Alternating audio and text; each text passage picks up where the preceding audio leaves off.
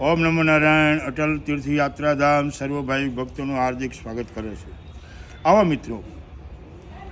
ગયા વર્ષને ભૂલીને આજે